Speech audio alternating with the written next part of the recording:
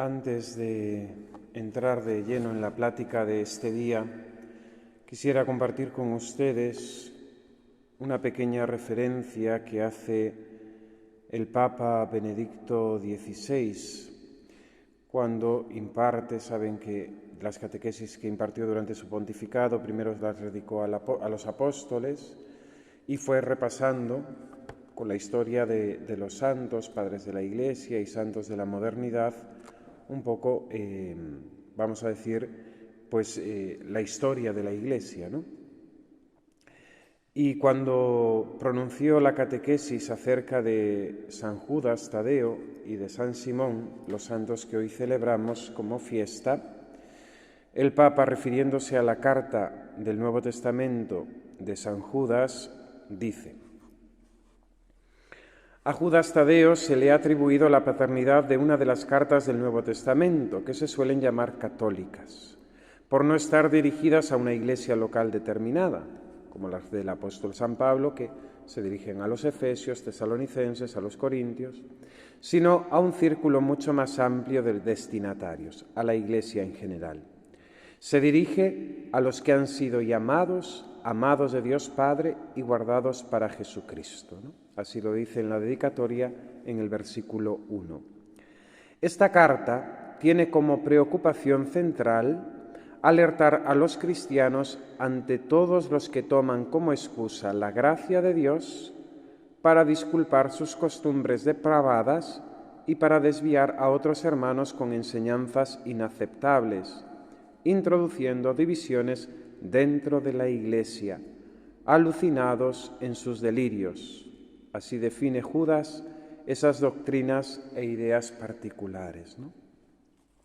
Ahora que se está viviendo este sínodo de la sinodalidad, convocado por el Papa Francisco, precedido en estos años anteriores por el sínodo alemán, donde las voces de autoridades, de jerarcas importantes, pues proponen, quieren, buscan, están animados, ¿no?, a un cambio en la doctrina, en la moral de la Iglesia Católica, pues vemos, ¿no?, cómo el mismo apóstol en la carta, la misma palabra de Dios, nos avisa, nos sobreavisa sobre aquellos que, tomando como justificación la gracia de Dios, hoy le llaman caridad pastoral, hoy le llaman misericordia de Dios, para disculpar sus costumbres depravadas y para desviar a otros hermanos con enseñanzas inaceptables. De hecho, un grupo de cardenales le pidió al Papa que aclarase varias cuestiones que estaban sonando en torno al sínodo, que en los mismos documentos preparatorios parece que estaban manifiestas, acerca de si la doctrina podría cambiar, acerca de si la Iglesia podía llegar a ordenar mujeres, acerca de si la Iglesia podría llegar a bendecir uniones homosexuales, etcétera, ¿no? Y la respuesta de la Congregación de la Fe, que antes se llamaba el Santo Oficio, que nació y es el órgano de la Iglesia para cuidar, para mantener la integridad, para defender el dogma católico, la verdad cristiana contra el error y por tanto mostrar a los hombres, a los cristianos, a los hombres de buena voluntad el camino para llegar al cielo.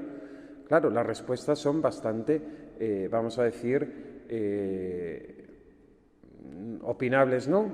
Como decir, ambiguas, más bien ambiguas, porque si bien afirman que no se puede, después dice, aunque por motivos pastorales, aunque por motivos de caridad pastoral, etcétera, ¿no?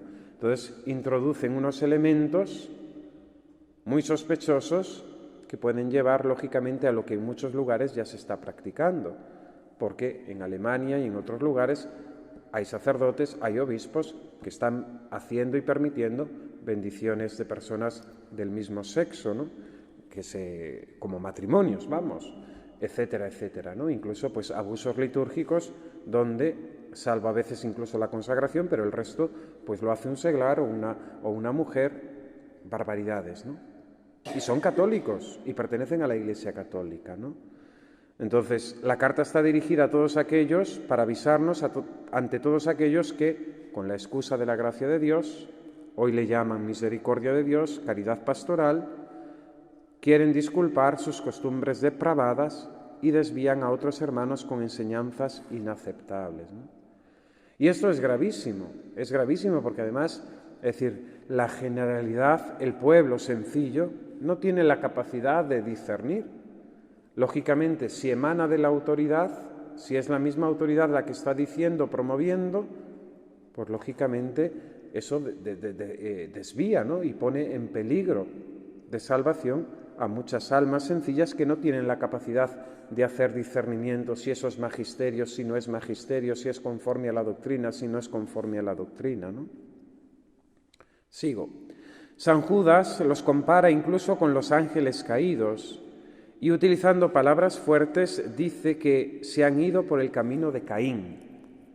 Además, sin reticencias los tacha de nubes sin agua, zarandeadas por el viento, árboles de otoño sin frutos, 2 veces muertos, arrancados de raíz. Son olas salvajes del mar, que echan la espuma de su propia vergüenza, estrellas errantes a quienes está reservada la oscuridad de las tinieblas para siempre. Dice el Papa, hoy no podemos utilizar un lenguaje tan polémico, que sin embargo nos dice algo importante.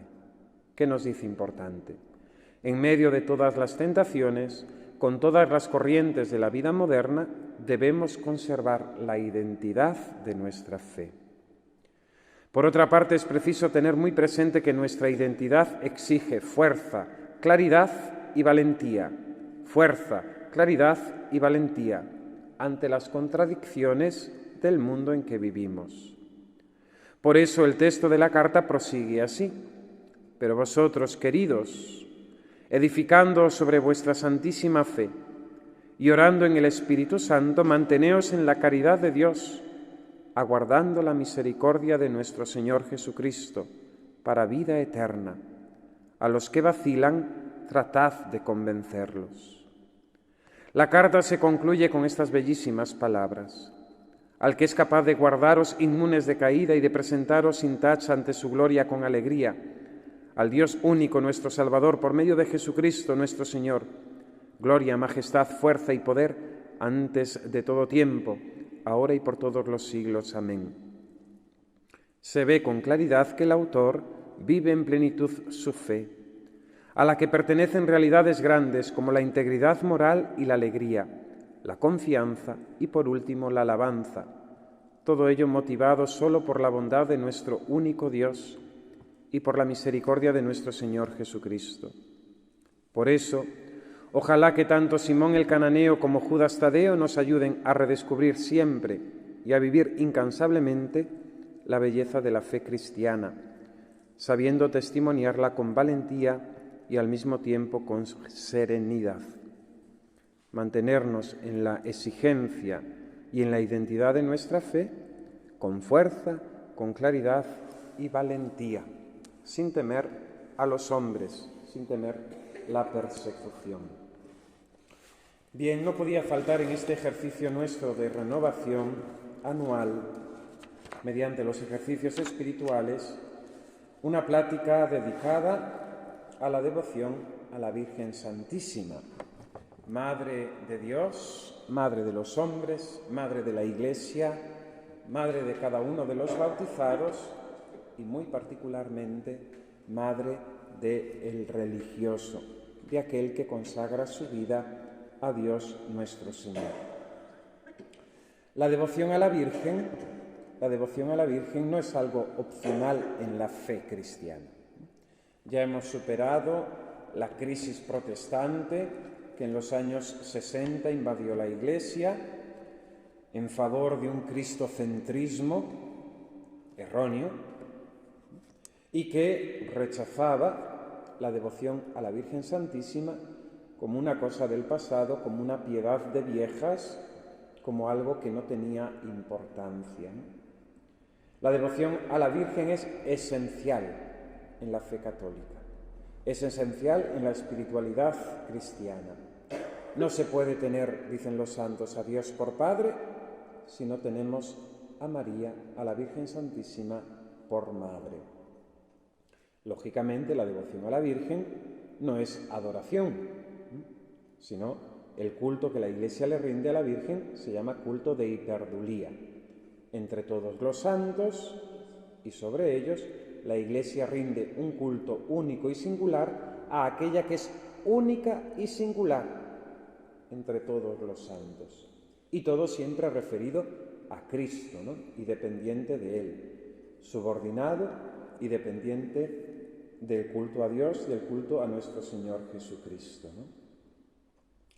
Dios quiso asociar a la Virgen al misterio de la redención de los hombres, por medio del misterio de la encarnación. El papel de la Virgen Santísima en la encarnación y en la redención de los hombres es un papel único y singular.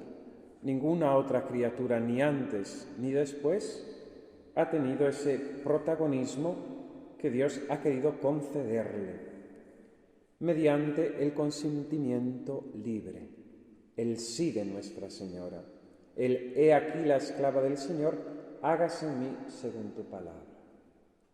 El consentimiento de Nuestra Señora cambió la historia, cambió el rumbo de la humanidad, cambió la condenación en salvación, cambió el apartamiento de Dios por toda la eternidad a que Dios fuese el Emmanuel, el Dios con nosotros.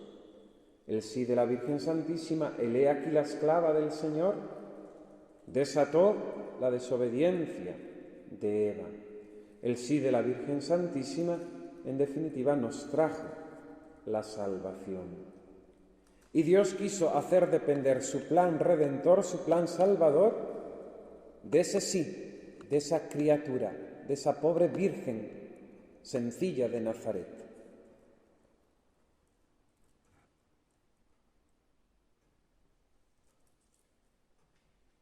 Por eso, lógicamente, María tiene un lugar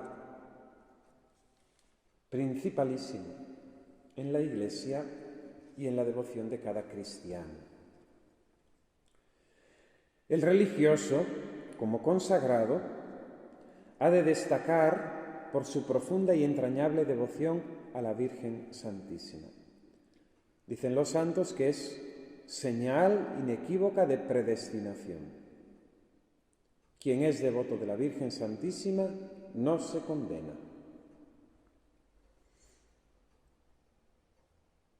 Saben la historia de la pasionaria, ¿no? Que comunista en la guerra civil, pues hizo tanto daño, ¿no?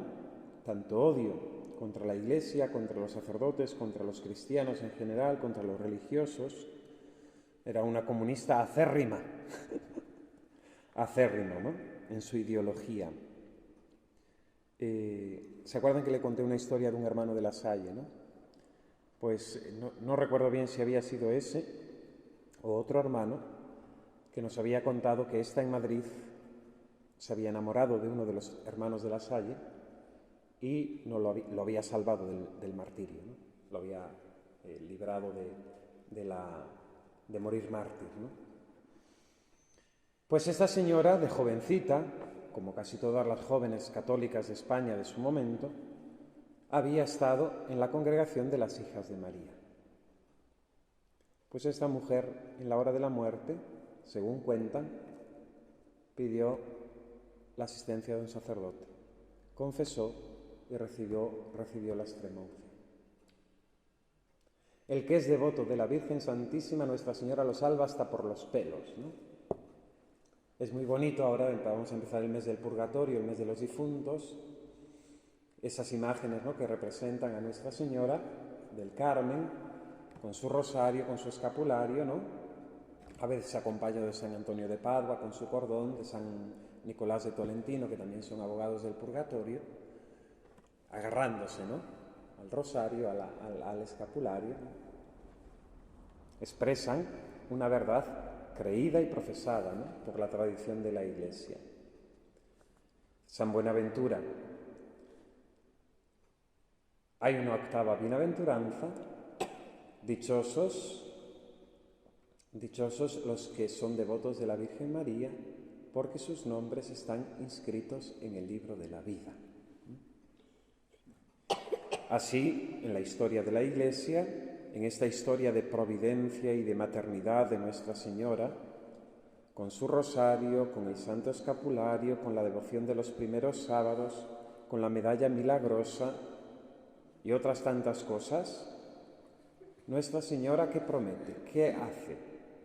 ¿Qué viene al mundo? Desde el Pilar a Santiago, ofrecernos un remedio para salvarnos. El que rece el rosario tiene la promesa de salvarse. El que lleve el escapulario tiene la promesa de que no le faltarán las gracias necesarias para salvarse en el momento de la muerte, junto con el privilegio sabatino. Si va al purgatorio, el sábado siguiente es sacado del purgatorio, ¿no? En una de las parroquias en las que estábamos allí en Galicia, era curioso porque casi todo el mundo se moría en sábado. Era un fastidio. Claro, porque tenías el domingo las misas normales y pues el entierro. Pero yo creo que era un signo del cielo, ¿no?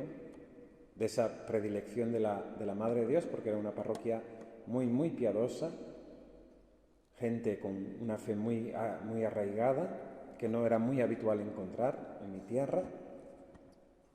Y era curioso como esa gente, bueno, como la mayoría, a lo mejor si se hace una estadística, no lo hice en su momento, pero en los años que estuve por allí, casi todos morían en sábado, como un signo de predilección de la Madre de Dios, de la Virgen, ¿no? Los primeros sábados de Nuestra Señora, Sor Lucía en Pontevedra, ¿no? Quien practique 5 primeros sábados de mes seguidos, rezando el rosario, confesando, comulgando, meditando en los misterios del rosario, prometo asistirles en la hora de la muerte con todas las gracias necesarias para su salvación, dice la Virgen, ¿no? El religioso ha de destacar por su profunda y entrañable devoción a la Virgen María. Ha de conocerla, ha de estudiar su vida, sus palabras, sus acciones, sus silencios. El religioso lo ha de aprender todo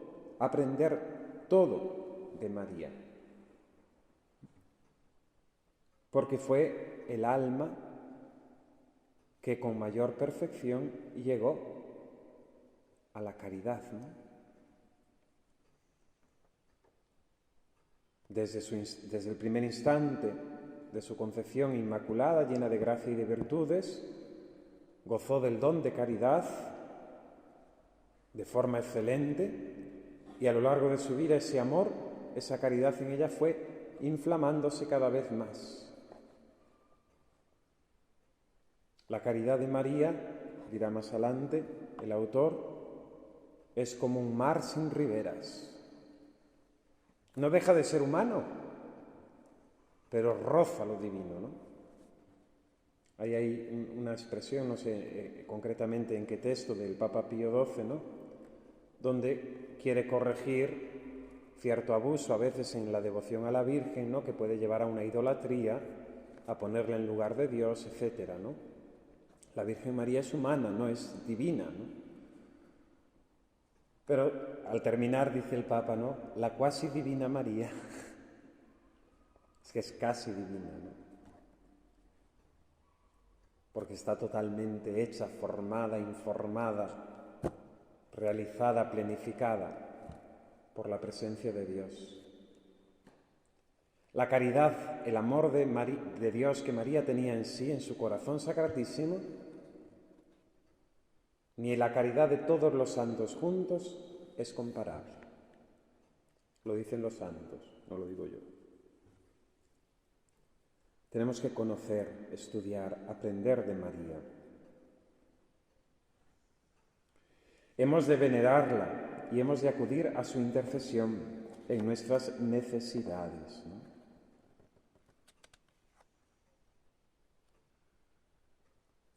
Hemos de venerarla y acudir a su intercesión. Fíjese, incluso en la liturgia, en el oficio divino, ahora ha quedado reducido simplemente a las completas, ¿no?, donde se hace la antífona de la Virgen. Pero en tiempos anteriores en el oficio divino siempre se terminaba haciendo esa antífona o haciendo una conmemoración de Nuestra Señora, acudiendo a ella, ¿no? Como decía el Padre Pío, la devoción del religioso ha de ser amar a la Virgen y hacerla amar, ¿no? Este fue el testamento del Padre Pío, ¿no? Amad a la Virgen y hacedla amar. Una estampita de Nuestra Señora, un rosario de estos plásticos que valen 20 céntimos o menos. Yo estoy muy contento porque ahí en la Iglesia del Salvador, como está abierta al turismo, algo que no me gusta, pero que tengo que aceptar porque no depende de mí. Pero en ese sentido, bueno, vamos a aprovecharlo mal para hacer el bien, ¿no? Entonces, como entra tanta gente, me gusta tener muchos materiales por allí, hojitas que digan una cosa, otra cosa, tal. Ahora mandé hacer unas fotocopias contra el Halloween, que los niños se disfrazan de demonios, de brujos, de muertos, ¿no? Pues ya que vienen y pasean, que se encuentren con la hojita y que se informen, ¿no? Pero ya desde hace años he preparado siempre de estos rosarios plásticos que no valen nada, con un papelito, con los misterios del rosario y las letanías. Ha sido una cosa muy pequeñita, en una bolsita. Hay una chica de la parroquia que me lo hace, antes lo hacía la madre, falleció el año pasado y ahora me lo hace ella. Y no llevo la cuenta de cuántos rosarios se han repartido así, pero les pido un donativo de €1 simplemente y a lo mejor ya ha pasado de 20.000 rosarios que se han distribuido desde ahí. La gente lo coge, lo lleva. Me dice Sor María Jesús que me los va a reponer todos los días y a cambiar las velitas, es bueno. Me dice ella, padre, pero no le preocupe que se lo lleven sin pagar. Digo, bueno, si lo llevan sin pagar, ya lo pagarán en el purgatorio, pero por lo menos han llevado el rosario, ¿no? Han llevado el rosario. Amarla y hacerla amar, ¿no? Es tan fácil, ¿no? Infundir la devoción a la Virgen, ¿no? Con pequeñas cosas. Y sobre todo, la devoción a la Virgen Santísima ha de terminar en la imitación de sus virtudes.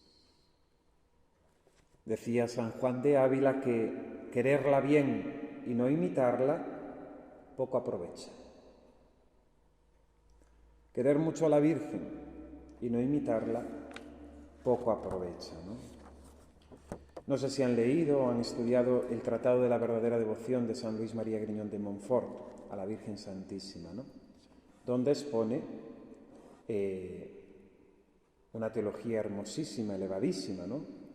De la consagración a la Virgen en la esclavitud mariana, hacerse esclavos de amor a Jesús por medio de la Virgen Santísima, ¿no? El razonamiento de San Luis María Griñón de Montfort es muy sencillo. Dios, ¿cómo ha venido a nosotros? Ha venido por medio de María. Nosotros tenemos que ir a Dios. ¿Cómo vamos a ir a Dios? Por el mismo camino que Dios escogió para venir a nosotros, la Virgen María. Ese es el resumen del libro. Dios vino a nosotros por medio de María, nosotros no tenemos otro camino más seguro, más rápido, más fácil, más cierto que ir por medio de María. Y si no lo son, les invito a que se hagan esclavas de María, ¿no? Según ese método. Todas. Qué maravilla. Yo en el 19, cuando tenía 19 años ya me hice. Qué maravilla, qué maravilla. La esclavitud mariana. Todas nos hicieron también los heraldos del Evangelio. Ah, qué bien, qué bien. La devoción a la Virgen, dice el santo, debe ser interior, es decir, nacer del corazón y del espíritu, ¿no? Él en el librito trata sobre diferentes, formas de devoción a la Virgen, pues aquellos que le llevan unas flores, que rezan unas piedades a la Virgen, que son muy devotos de una advocación, etcétera, etcétera, que pertenecen a una cofradía, ¿no? Pero todo eso se queda en cierta, forma externa. La verdadera devoción a la Virgen ha de ser interna, nacer del corazón. como amamos naturalmente a nuestra madre. Pues así sobrenaturalmente hemos de amar a nuestra Madre del Cielo, ¿no? Ha de ser una devoción tierna, ¿no? Ser como niños ante la Virgen Santísima. Una devoción tierna que nos lleve a la confianza, a la ternura con la Madre de Dios. La devoción a la Virgen Santísima ha de ser santa, es decir, si queremos realmente ser devotos de Nuestra Señora, tenemos que imitarla. ¿Y cómo la imitamos? Queriendo ser inmaculados, como ella es inmaculada, evitando el pecado y practicando las virtudes, ¿no? Ha de ser constante, perseverante, a pesar de nuestras caídas, a pesar de nuestras tentaciones, ¿no? Les suena el texto hermosísimo de San Bernardo, ¿no? En medio del oleaje, de las pasiones, de las tempestades, de los sufrimientos, ¿no? Mira la estrella, invoca a María, ¿no? Invoca a María. Madre, sálvame. Claro, los del cristocentrismo, ¿cómo le vamos a pedir a la Virgen que nos salve? No entienden nada. ¿Saben la anécdota esa, ¿no? De un día el Señor en el cielo, que le riña a San Pedro, ¿no? De cómo había tanta gente allí que no estaba anotada. Y dicen, es tu madre que los cuela por la puerta de atrás, ¿no? Es tu madre que los cuela por la puerta de atrás. Bien. La devoción a la Virgen, quinta característica, debe ser desinteresada. Amarla por ser ella quien es. Buscar a través de María a Dios nuestro Señor. No por los beneficios, no por las gracias, no por lo que de ella podamos sacar, sino que nuestro amor ha de ser desinteresado. Amarla por quien es. La Madre de Dios y nuestra Madre, ¿no? Pero la verdadera devoción a la Virgen nace, ¿no? O se expresa en la imitación de sus virtudes. Es curioso que el título de la Virgen Santísima es Madre de todas las órdenes religiosas. La Virgen María es Madre de todas las órdenes religiosas y congregaciones. Las razones son sencillas. Si es la Madre de Dios y Él nos la ha dado como Madre nuestra, la Virgen es Madre de la Iglesia, es Madre de todos los hombres, Madre de cada bautizado y por tanto también es Madre amorosa y particularmente atenta de todos aquellos que se entregan al servicio de su Hijo en la totalidad de su ser, los sacerdotes y los religiosos, ¿no?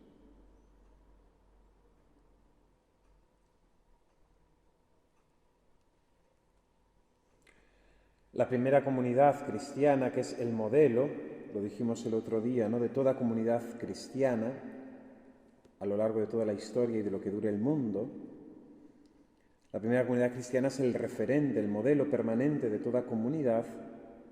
Nos dice en el libro de los Hechos de los Apóstoles que perseveraban unánimes en la oración junto con María, la Madre de Jesús. Perseveraban unánimes en la oración junto con María, la Madre de Jesús. Por tanto, una identidad, si decimos que la Iglesia es una, santa, católica, apostólica, como el Papa Pío XII decimos que la quinta nota es perseguida, antes de la quinta nota yo pondría mariana. La Iglesia católica es mariana, porque si no, no es la Iglesia de Jesucristo la que Él fundó. Porque la primera comunidad cristiana perseveraba en oración junto con María, la Madre de Jesús.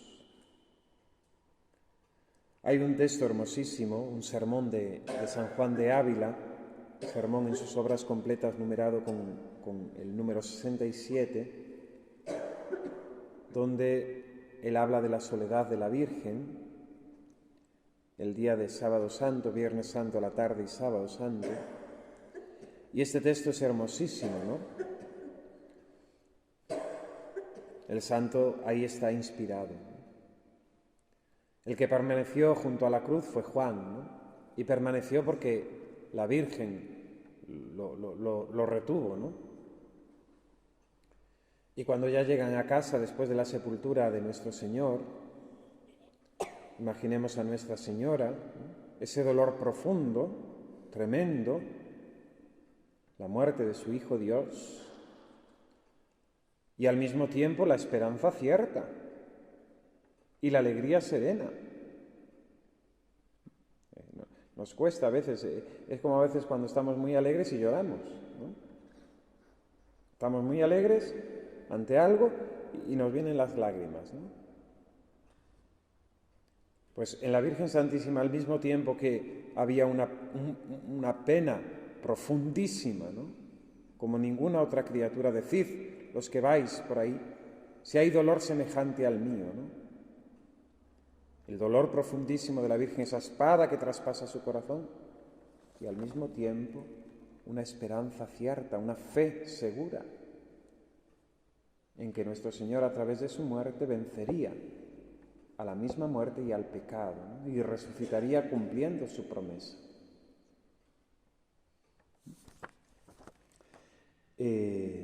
Entonces, la Virgen Santísima ya en casa manda a San Juan, ¿no? Le pregunta, ¿dónde están mis hijos? ¿Dónde están mis hijos? ¿Por dónde se han desperdigado? ¿No? Intenté buscarlo esta mañana, pero no lo encontré en internet. Pero en el librito de las obras de San Juan de Ávila está, Sermón 67, ¿no? Y entonces manda a Juan a que vaya a buscar a los apóstoles que se habían desperdigado, ¿no? Y es hermosísimo porque cada uno lo encuentra en una situación, ¿no? A Pedro escondido, llorando amargamente, ¿no? Es bellísimo, ¿no? Es la misión de la Iglesia, de la Virgen, ¿no? En la Iglesia, ¿no? El reunir a los hijos, el hacerlos perseverar, ¿no? Cuando en la mañana de Pentecostés viene el Espíritu Santo, viene sobre los apóstoles, pero ¿quién lo atrae? ¿Quién le manda venir? ¿Quién impera al Espíritu Santo? ¿Quién es el sacerdote en ese momento que mediante su oración y su santidad hace derramar el Espíritu Santo sobre los apóstoles? La Virgen, esposa santísima del Espíritu Santo. Es ella el canal, y por eso la Iglesia la llama medianera de todas las gracias. Aunque a los protestantes no le guste y aunque a los católicos protestantizados tampoco. Pero María es medianera de todas las gracias. Y aunque no se haya definido el dogma, es una verdad de fe creída desde tiempos apostólicos. María es medianera de todas las gracias. Dios no concede una gracia al mundo, sino es a través de la Virgen María. Ella es, en lenguaje de San Bernardo, el cuello que une a la cabeza a Cristo con su cuerpo. Ella es el canal, el acueducto. Bien. Decía que la Virgen es madre de todas las órdenes religiosas, porque es madre de Dios, porque es madre de la Iglesia, porque es madre de cada uno de los bautizados, y muy especialmente es madre de aquellos que se consagran al servicio de Dios, siguiendo al Cordero Inmaculado mediante los votos de pobreza, castidad y obediencia.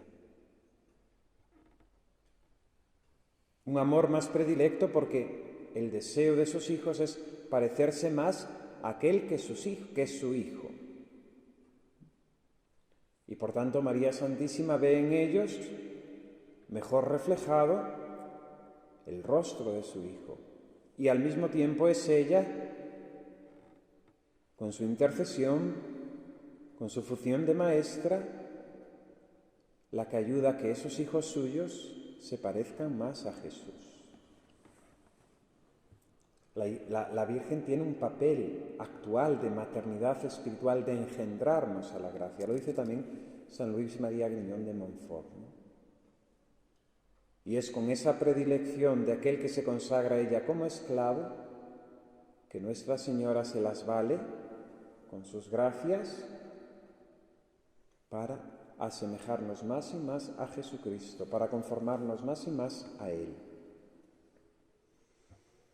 La Virgen es madre de todas las órdenes religiosas porque es medianera de todas las gracias y, por tanto, la gracia de la fundación de la orden ha sido administrada por ella.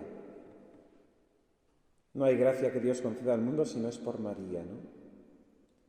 Y ella intervino en la mente y en el corazón del fundador.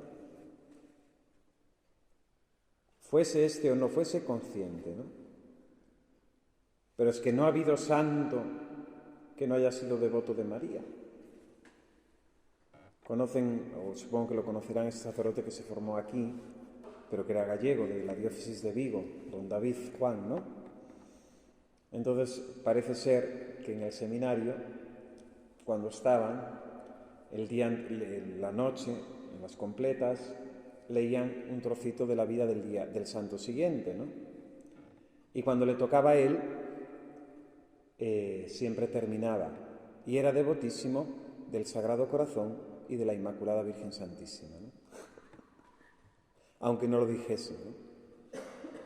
San Agapito mártir era devotísimo del Sagrado Corazón de Jesús y de la Virgen Santísima, porque no ha habido santo que no fuese devoto de la Virgen, ¿no? Hay un libro que cita aquí el padre Rollo Marín, un padre mariano, que escribe un libro repasando todas las fundaciones y viendo cómo en la fundación y en el fundador había una profunda devoción mariana, ¿no? El libro se llama Fundatores Mariani, del año 1643, ¿no? Pero que es interesante, ¿no? Que es interesante. En algunas órdenes la Virgen misma ha intervenido directamente en su fundación. Recordemos la fundación de los servitas de la Virgen, o recordemos la fundación de la Orden de la Merced, ¿no? Con San Pedro Nolasco, el rey Jaime, ¿no? Pero de todas ellas la Virgen, aunque no haya habido una intervención milagrosa ni sobrenatural, en el sentido de externa, de milagro, ha sido la inspiradora y promotora y modelo. Porque ¿dónde se ve el religioso? ¿Dónde puede contemplar el religioso la imagen de su sí, de su profesión? En el sí de María.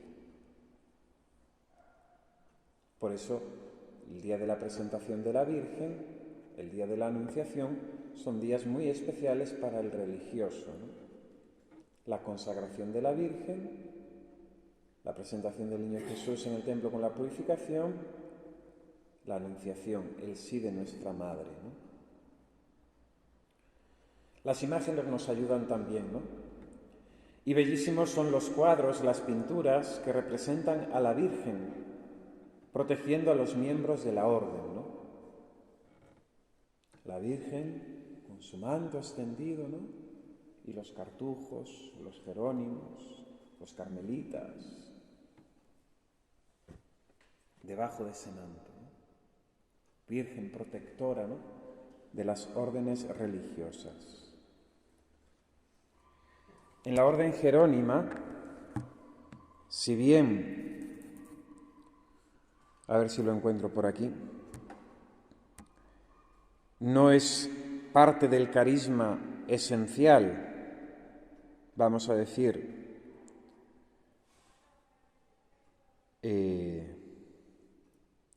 quiero decirlo bien y no equivocarme.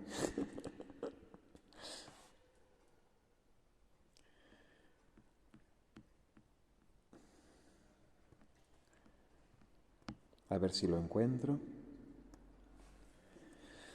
La devoción a la Virgen fue también una constante a lo largo de la historia de la orden jerónima, y aunque ésta nunca formó parte central de su carisma, No puede obviarse que casi la mitad de los monasterios jerónimos estaban bajo una advocación mariana, si bien en la mayoría de las ocasiones una advocación heredada por el monasterio donde fueron los jerónimos o por la ermita que dio lugar a ese monasterio, ¿no? Pero sin duda alguna se recogen en actas de capítulos generales y privados ejemplos de la devoción mariana de los monjes, ¿no? Como el hecho de que todos los sábados se cantasen las letanías de la Virgen. Todos los sábados se cantasen las letanías de la Virgen. Saben, aquí en España rezamos el rosario y el rosario está unido a las letanías, pero es algo que hemos cogido de una costumbre italiana, de Loreto. Las letanías originalmente se rezaban en la Santa Casa de Loreto, en Italia. Y aquí en España se ha generalizado en todos los lugares, por lo general, se reza el rosario y las letanías, ¿no? Pero en otros lugares no. Uno va a Fátima, por ejemplo, y no oyen las letanías. Rezan el rosario con la Virgen y después la procesión con el ave de Fátima y ya está. Y en Lourdes, por ejemplo, lo mismo. Rezan el rosario a la Virgen y después también el ave y ya está. La salve y terminan. Los 5 misterios y se acabó. En España siempre hemos ido de las letanías, ¿no? Pero es algo reciente en la historia, ¿eh? Es algo reciente. Pues en la orden jerónima, ya en el siglo XVII, se mandaba a los frailes, por lo menos lo que encontré fue de monjes, cantar las letanías el sábado en el coro todos los monjes, ¿no? Como se muestra también por documentos, ¿no?, que en la orden, pues ese incremento del culto de Nuestra Señora, de dedicarle retablos, de hacer imágenes suyas, de extender sus fiestas. Dicen también que por influencia del rey, la devoción a la Virgen Santísima bajo el patrocinio, ¿no?, el patrocinio de Nuestra Señora, ¿no?, por iniciativa del rey Felipe IV en el siglo XVII, ¿no?, la devoción de los jerónimos fue a Nuestra Señora del Patrocinio, ¿no? Y después termina aquí algo muy bonito.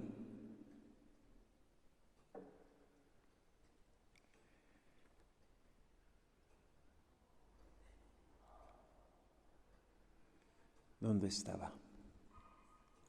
En la casa de San Lorenzo el Real se distinguieron por su amor a la Virgen, entre otros, Fray Manuel Fermosel, que fue ejemplar en el cumplimiento de las obligaciones de cristiano y de estudiante, principalmente en la devoción grande que siempre acreditó a María Santísima. O Fray José del Valle, que fue muy devoto de María Santísima. Lo mismo que Fray Bernardo Rivera, Fray Matías de San Bernardo, que mandó hacer un estandarte de Nuestra Señora del Rosario, ¿no? Y así, un poquito que revisé esta mañana, ¿no? La Virgen Santísima también, ¿no?, madre de nuestra orden Jerónimo, ¿no?, y San Jerónimo, defensor de la virginidad de la Virgen, ¿no?, junto con San Ildefonso, ¿no?, posterior, pero ya San Jerónimo había escrito ese tratadito de la devoción, de la defensa de la virginidad perpetua de la Virgen, ¿no? Porque también dentro de esos que son favorables al cristocentrismo, de esos neoprotestantes, de esos católicos, pero que son protestantes de fe, pues quieren darnos la impresión de que al principio de la Iglesia no se tenía devoción a la Virgen. Pouturru de foi. Falso, es falso. Desde el primer instante hubo devoción, amor a la Virgen Santísima. Una devoción, además, y un culto singular. Era la Madre de Dios, era la Madre de Jesucristo, ¿no? Pero claro, como realmente estos que hablan del cristocentrismo tienen una fe un poco dudosa acerca de la divinidad de Cristo, son los que son favorables a distinguir el Jesús histórico del Cristo de la fe, ¿no? Estas cosas de la teología protestante que han pasado también a lo católico. Bien. La Virgen Santísima es modelo ejemplar acabadísimo de todas las virtudes cristianas y por ello es también modelo para el religioso. Cualquier virtud que queramos practicar la vemos contemplada en la Virgen Santísima, ¿no? En las virtudes teologales, la fe, la esperanza, la caridad, en la prudencia, en la justicia, en la fortaleza, en la templanza, la Virgen Santísima es modelo. Y como me he alargado un poquito, pueden leer, seguramente que lo conocen, ¿no?, este librito de breves meditaciones sobre la vida y virtudes de la Santísima Virgen, del padre, del sacerdote Ildefonso Rodríguez Villar, sacerdote de Valladolid, canónigo de Valladolid. Un librito pequeñito, hasta ahora lo había así con unas tapas plásticas azulitas, pero ha sido un tamaño un poquito más pequeño que este, muy manejable, y ahí repasa toda la vida de la Virgen y todas las virtudes de la Virgen. Meditaciones sencillísimas, que se pueden comprender y con aplicaciones tan concretas para nuestra vida. Yo lo he utilizado mucho y me gusta mucho, Incluso a veces, cuando tengo que predicar de la Virgen, me voy a ese librito porque es riquísimo y además sencillo, que no hay que hacer un pensamiento ni volver a leer porque uno no entiende lo que está leyendo, ¿no?, sino que se entiende a la primera, ¿no? Seguramente que lo tienen en la biblioteca. Meditaciones sobre la vida y virtudes de la Virgen Santísima, del padre Ildefonso Rodríguez Villar. Les doy una recomendación. El sábado hacer la meditación con ese librito. Por lo menos un día a la semana. Y en unos años, porque son bastantes, pues hacen todo un repaso de la Virgen Santísima. Y cuando terminen, volver a empezar. Claro, la comida buena no hay que tirarla, ¿no?, ni dejarla arrinconada, hay que reaprovecharla continuamente, ¿no? Bien, les digo simplemente las virtudes que la Virgen vivió con respecto a los votos religiosos, ¿no? Hemos hablado del voto, es la pobreza, castidad y obediencia, pero todos estos votos tienen una virtud detrás que es mucho más amplia, ¿no? La virtud de la pobreza, la virtud de la castidad, la virtud de la obediencia. La pobreza, en cuanto virtud cristiana, no consiste en no poseer las cosas de este mundo, sino en tener el corazón perfectamente desprendido de ellas, aunque se posean. Sin embargo, la pobreza material ayuda mucho a la virtuosa, si se sabe sobrellevar según los designios de Dios. Es más fácil no pegarse a las cosas del mundo cuando no se tienen que desprenderse afectivamente de ellas cuando se poseen. Escuchemos a San Alfonso María de Ligorio hablando de la pobreza de María. Glorias de María. Nuestro amoroso Redentor, para enseñarnos a menospreciar los bienes de este mundo, quiso ser pobre en la tierra. Por lo que después Jesucristo exhortaba así a quienes le querían seguir: si quieres ser perfecto, ve, vende cuanto posees y dalo a los pobres, y vuelto acá sígueme. María fue la discípula más perfecta y que mejor siguió su ejemplo.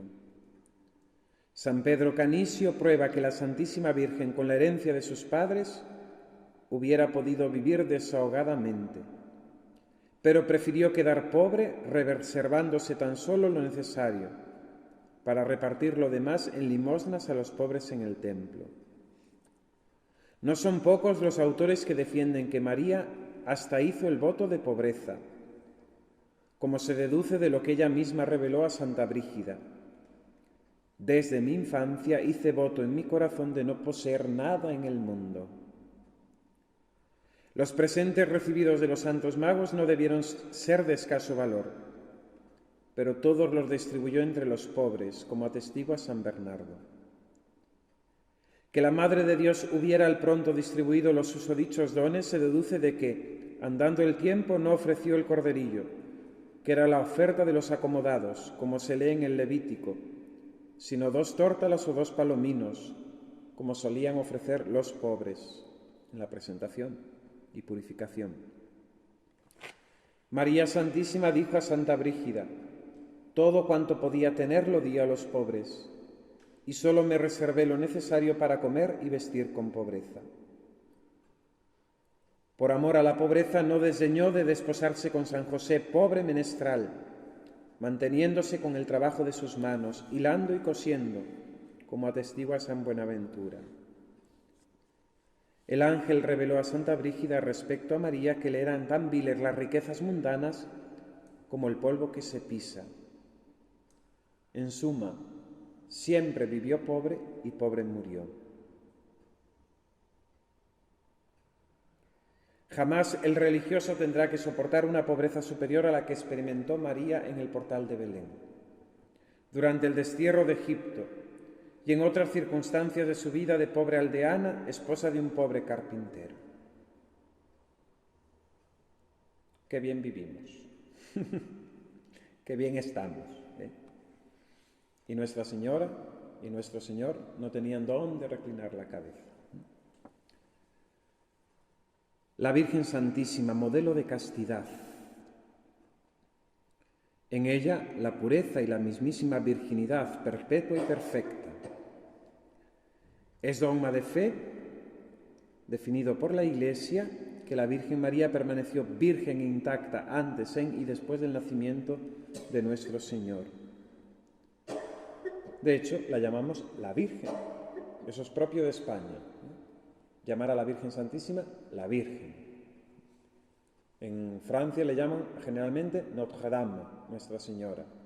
En Portugal también habitualmente Nossa Señora. En italiano la Madonna, ¿no? La Señora. Nosotros en España le llamamos la Virgen. Con respecto a esto dice San Alfonso María de Ligorio: con razón es llamada María Virgen de las Vírgenes, porque fue la primera que sin consejo y sin ejemplo de nadie hizo a Dios ofrenda de su virginidad, dando a todos ejemplo de virginal pureza, como lo había profetizado David. Hizo pues profesión de virginidad sin consejo y sin ejemplo. Y así le pregunta San Bernardo: ¿quién te enseñó a complacer a Dios con la virginidad y a vivir en la tierra vida angélica?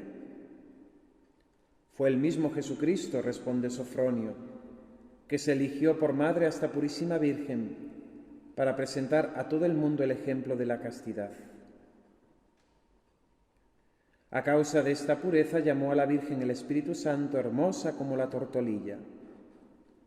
Por su pureza se le llamó también lirio, acerca de lo cual advierte Dionisio Cartujano que fue llamada lirio entre espinas, porque todas las demás vírgenes fueron espinas para sí o para los otros, al paso que la Santísima Virgen no lo fue para sí ni para los demás. Solo con dejarse ver infundía a todos pensamientos y afectos puros. Y lo confirma Santo Tomás con estas palabras: la hermosura de la Santísima Virgen invitaba a cuantos la miraban a la práctica de la castidad. Asegura San Jerónimo que él tiene por cierto que San José permaneció siempre virgen, debido a la compañía de María. La obediencia.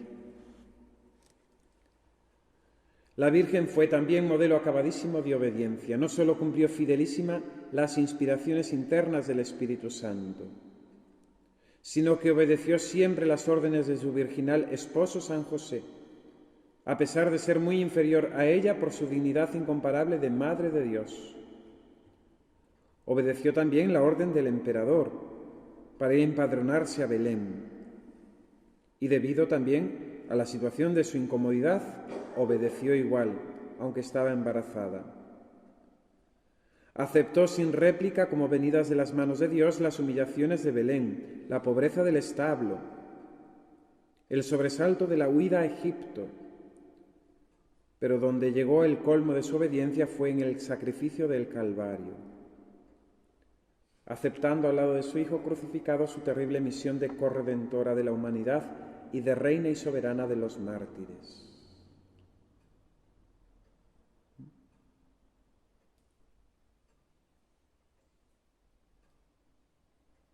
La Virgen Santísima en obediencia perfecta, ¿no? El Stabat Justa Cruce.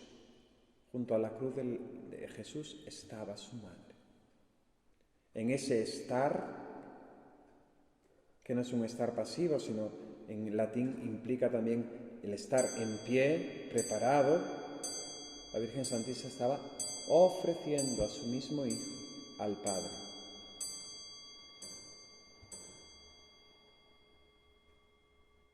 Y de todas las otras virtudes que un religioso ha de practicar, ¿no? La Virgen Santísima con una profundísima religiosidad. Desde pequeñita acudía al templo para practicar el culto de Dios hasta en sus menores detalles. El espíritu de oración y de recogimiento en Belén, en Nazaret, en Egipto. La piedad llena de ternura filial con que amó a Dios, a sus padres San José, a Santa Ana, a su padre San Joaquín, a Santa Ana, y a su misma patria Israel, cumpliendo todas las prescripciones legales. Su profunda gratitud por los beneficios recibidos de Dios. Su exquisita cortesía y delicadeza en su visita a la prima Santa Isabel y en su solicitud hacia los novios de Caná. Su magnanimidad o grandeza de alma, perdonando a los verdugos que daban muerte a su Hijo y ofreciendo por ello su espantoso martirio al pie de la cruz. Su paciencia y longanimidad, sobrellevando tan heroicamente los grandes privaciones y sufrimientos a que Dios quiso someterla. Y sobre todo, su profundísima humildad, considerándose siempre como la pobre esclava del Señor.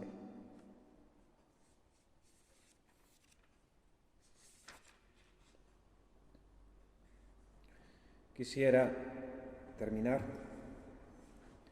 con la prudencia de la Virgen, no solamente en sus acciones, sino en sus silencios. En el Evangelio solamente se recoge que la Virgen haya hablado 7 veces, y en todas ellas brevísima. Y en la única que se alargó fue en el Magníficat, para dar gloria a Dios, para hablar con Dios.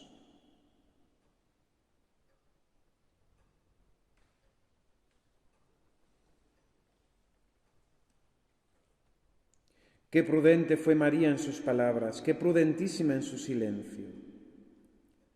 Admirable es la prudencia del que habla con oportunidad y discreción siempre, pero no lo es menos cuando sabe callar, y a veces cuánto más difícil es callar que hablar a tiempo.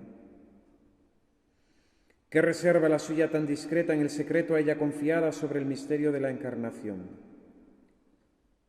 Nadie pudo sospechar nada grande ni insólito en ella. Después de la embajada del ángel, la vieron tan sencilla, tan modesta, tan callada como antes. Es Dios el que se encarga de revelar su altísima dignidad a Santa Isabel, a Simeón, a la profetisa Ana. Que lo diga y que lo revele Dios, cuando quiera y a quien quiera, pero ella no descubrirá su altísimo secreto. Ni una sola vez dejó traslucir de alguna manera en su semblante, en sus gestos, en su conducta, el menor indicio del grande acontecimiento obrado en ella. Medita este paso asombroso de María.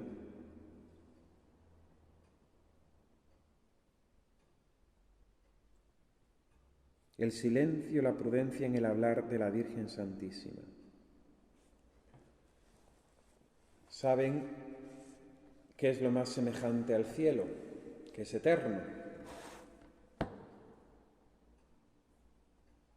2 mujeres hablando. Perdón, termino.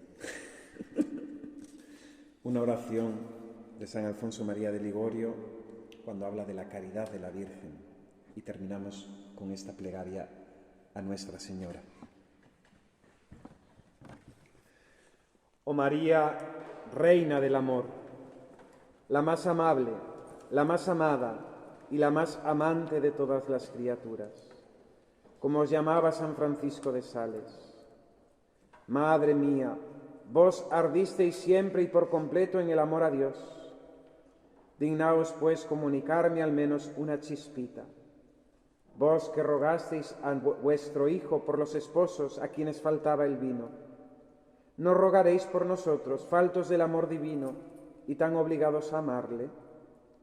Decid, pues, no tienen amor, y alcanzádnoslo vos misma. No os pedimos más gracia que esta, oh Madre, por el amor que tenéis a Jesús, escuchadnos y rogad por nosotros. Amén. Te damos gracias, Señor, por los beneficios recibidos de tu mano generosa por Jesucristo nuestro Señor. Gloria al Padre, y al Hijo, y al Espíritu Santo.